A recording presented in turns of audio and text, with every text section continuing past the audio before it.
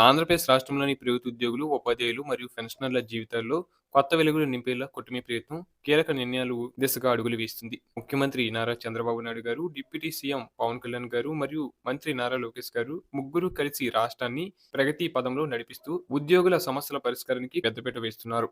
ముఖ్యంగా ఈహెచ్ఎస్ పునరుద్ధరణ గత 6 ఏళ్లుగా పెండింగ్ లో ఉన్న 24 లక్షల మంది ఉద్యోగుల హెల్త్ కార్డు సమస్యను మరో 2 నెలల్లో పూర్తిగా పరిష్కరిస్తామని ప్రభుత్వం హామీ ఇచ్చింది.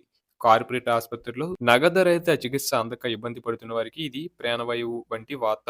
అలాగే మహిళా ఉద్యోగుల కోసం 180 రోజుల పిల్లల సంరక్షణ సెలవులను అవసరానికి అనుగుణంగా ఎప్పుడైనా వాడుకునే వెసులుబాటు కల్పించారు. దీనివల్ల సుమారు 2 లక్షల మంది మహిళలు లబ్ధి పొందనున్నారు.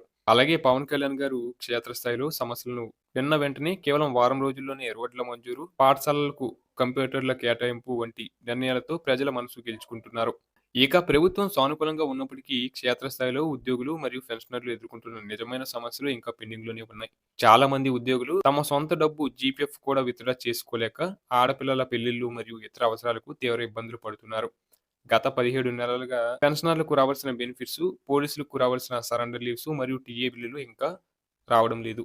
అలాగే పీఆర్సీ కమిటీని ఏర్పాటు చేయాలని, పెండింగ్‌లో ఉన్న 3 డీఎల్‌ను వెంటనే విడుదల చేయాలని ఉద్యోగ సంఘాలు కోరుచున్నాయి. ఇక జీతాలు 10వ తేదీలోపు వస్తే చాలు అనే పరిస్థితి రావడం దారుణమని కొందరు ఉద్యోగులు వాపోతున్నారు. అలాగే రూ. 5,00,000 మెడికల్ బిల్లు పెడితే కేవలం 10% అంటే 56,000 మాత్రమే మంజూరు అవుతుందని, మిగిలిన 90% భారం తామే మోయాల్సి వస్తుందని ఉద్యోగులు ఆవేదన వ్యక్తం చేస్తున్నారు. అలాగే రాబోయే క్రిస్మస్, న్యూ ఇయర్ మరియు సంక్రాంతి పండుగలను పురస్కరించుకొని ప్రభుత్వం కొన్ని నిర్ణయాలు తీసుకోవాలని ఉద్యోగులు చేతులెత్తి మొక్కుతున్నారు. వాటిలో పెండింగ్‌లో ఉన్న 3 డీఏల్లో కనీసం 2 డీఏలు వెంటనే ప్రకటించాలని, కొత్త పీఆర్సీ కమిషన్‌ను నియమించి అప్పటి వరకు ఐఆర్ ప్రకటించాలని, రిటైర్డ్ అయిన వారికి రావాల్సిన గ్రాట్యుటీ, పెన్షన్ బెనిఫిట్స్ వెంటనే విడుదల చేయాలని వారు డిమాండ్ చేస్తున్నారు. కూటమి ప్రభుత్వంపై ఉద్యోగులకు భారీ ఆశలు ఉన్నాయి.